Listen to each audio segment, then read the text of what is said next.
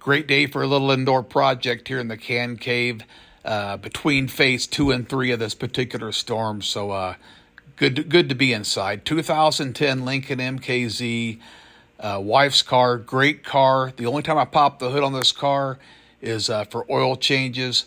So she tells me the squirters aren't squirting. That's not good this time of year. Let's take a look at it. I don't see any fluid outside the squirters here. Anyway, you'll usually see a little bit. The squirters generally don't plug up 100%. At least in my experience, they don't. Some of it trickles out. So I hear the pump going. Let's go around front and see what we can find. Looking at your wiper fluid. Do you have fluid in it? Sounds dumb, but yeah, okay, it could be empty. Does it have frozen fluid in it or slushy fluid? Most of it's good for 25 to 30 below. Some of it's not. I've had them frozen before. I've had them slushy. And I've had them freeze and crack back in the 80s. But that's one thing you can check out.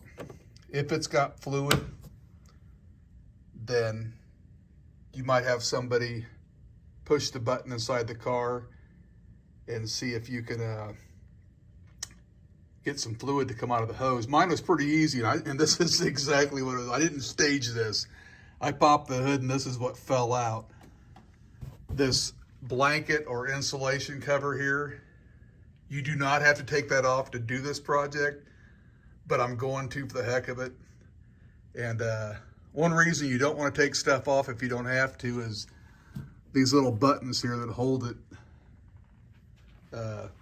I've got tons of them.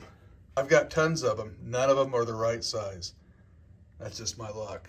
But it came with cool little tools like this to do repairs like that for door panels, whatever, fender panels, whatever. But let's get back to here.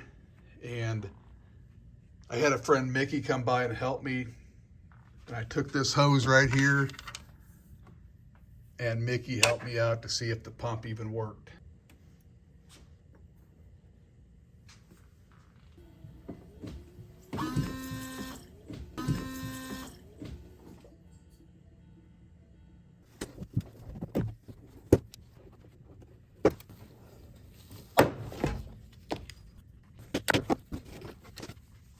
I thought I'd mention also, when you've seen the pump working, that means that filter's not plugged up. They got a filter on them, most of them do, at least the ones I've seen have. A friend of mine that's a master mechanic said most of the time the pump isn't the problem. And that's just going by his years of experience. But you can see how the line comes from here, goes up along that rail. It's pretty simple. It's like, once you remove the blanket, that one goes there, that one goes there. Of course, they're dry rotted off, and I'll show you them here in a second. Hey, why don't you check out Rush the Junk Garage? I'll leave a link in the description. Super nice guy. He's helped me out on a couple different occasions, from boat motors to old trucks to old cars. He just bought a lift. Check him out. Good guy, good people. I had mentioned these retainer clips in the video. These are about 1 3/16 inches wide. Fit a 1/4 inch hole.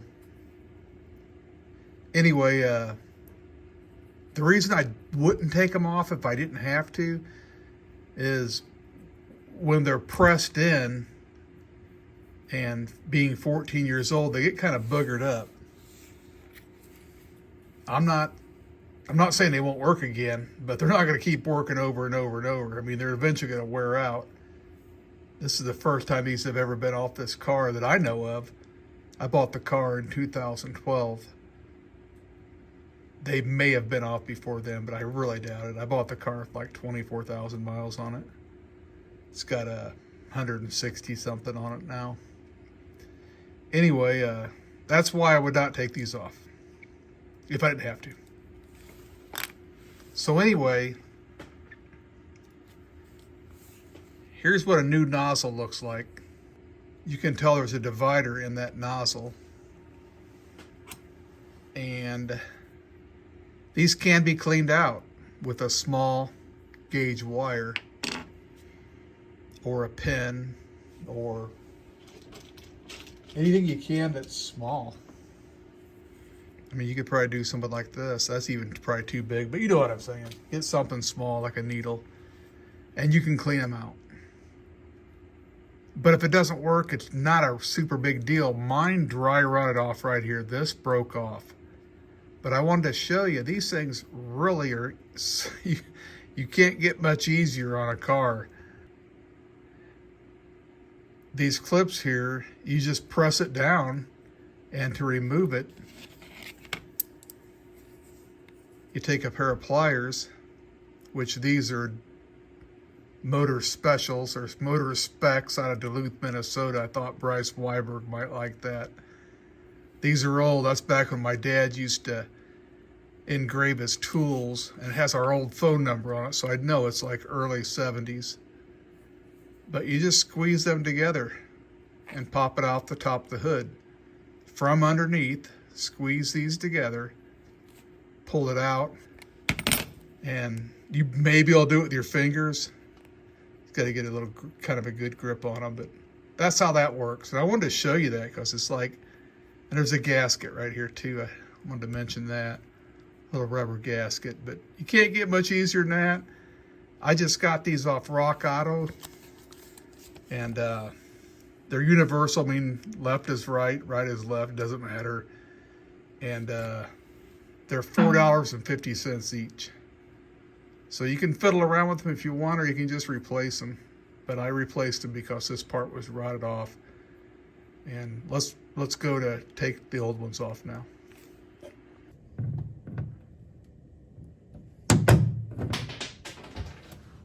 Super easy to put in, just like a key. Put it in, turn it, push down. That simple.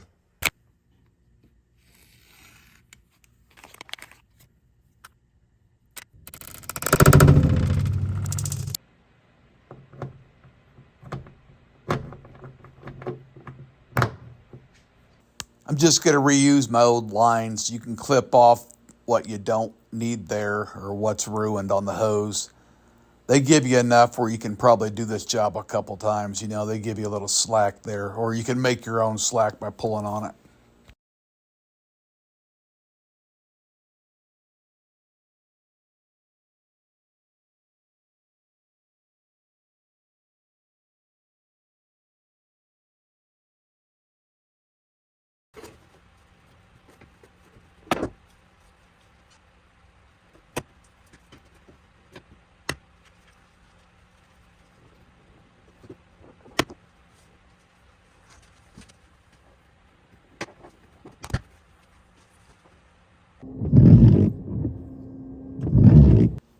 Figured I'd show you the kit I bought and didn't use. Oh well.